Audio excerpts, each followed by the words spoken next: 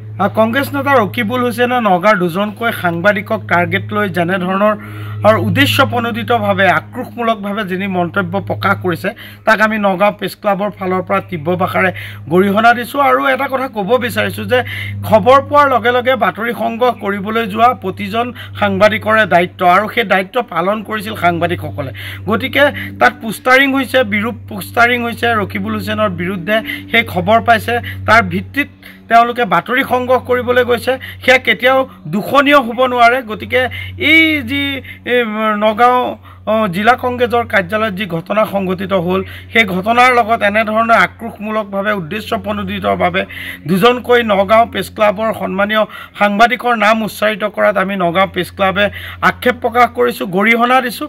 গতিকে আমি যি কংগ্ৰেছ নেতা ৰকিবুল হুছেইন, তেওঁক আমি এটা কথা ক'ব বিচাৰিছোঁ যে তেওঁ যি মন্তব্য প্ৰকাশ কৰিছে দুজন সাংবাদিকক টাৰ্গেট কৰি, সেই মন্তব্য তেওঁ শীঘ্ৰে উঠাই ল'ব লাগে। আৰু যদি এনেধৰণেও মন্তব্য তেওঁ প্ৰকাশ কৰি থাকে তেতিয়াহ'লে আগন্তুক দিনসমূহত আমি নগাঁও প্ৰেছ ক্লাবৰ ফালৰ পৰা তেওঁৰ বিৰুদ্ধে কিন্তু আন্দোলনৰ কাৰ্যসূচী গ্ৰহণ কৰিবলৈ বাধ্য হ'ম। বাতৰি পৰিৱেশন কৰাৰ বাবে নগাঁও প্ৰেছ ক্লাবৰ দুজনকৈ সাংবাদিকক ৰকিবুল হুছেইন ডাঙৰীয়াই যেনেকৈ টাৰ্গেট কৰি লৈছে, এয়া সঁচাকৈ নিন্দনীয় আৰু গৰিহণাযোগ্য।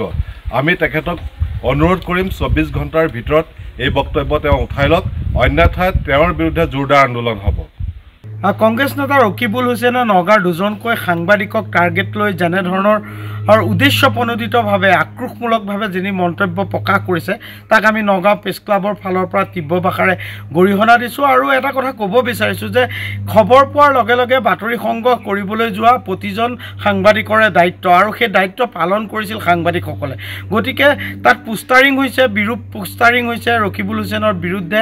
সেই খবৰ পাইছে, তাৰ ভিত্তিত তেওঁলোকে বাতৰি সংগ্ৰহ কৰিবলৈ গৈছে, সেয়া কেতিয়াও দূষণীয় হ'ব নোৱাৰে। গতিকে এই যি নগাঁও জিলা কংগ্ৰেছৰ কাৰ্যালয়ত যি ঘটনা সংঘটিত হ'ল, সেই ঘটনাৰ লগত এনেধৰণে আক্ৰোশমূলকভাৱে উদ্দেশ্য প্ৰণোদিতভাৱে দুজনকৈ নগাঁও প্ৰেছ ক্লাবৰ সন্মানীয় সাংবাদিকৰ নাম উচ্চাৰিত কৰাত আমি নগাঁও প্ৰেছ ক্লাবে আক্ষেপ প্ৰকাশ কৰিছোঁ, গৰিহণা দিছোঁ। গতিকে আমি যি কংগ্ৰেছ নেতা ৰকিবুল হুছেইন, তেওঁক আমি এটা কথা ক'ব বিচাৰিছোঁ যে তেওঁ যি মন্তব্য প্ৰকাশ কৰিছে দুজন সাংবাদিকক টাৰ্গেট কৰি, সেই মন্তব্য তেওঁ শীঘ্ৰে উঠাই ল'ব লাগে। আৰু যদি এনেধৰণেও মন্তব্য তেওঁ প্ৰকাশ কৰি থাকে তেতিয়াহ'লে আগন্তুক দিনসমূহত আমি নগাঁও প্ৰেছ ক্লাবৰ ফালৰ পৰা তেওঁৰ বিৰুদ্ধে কিন্তু আন্দোলনৰ কাৰ্যসূচী গ্ৰহণ কৰিবলৈ বাধ্য হ'ম।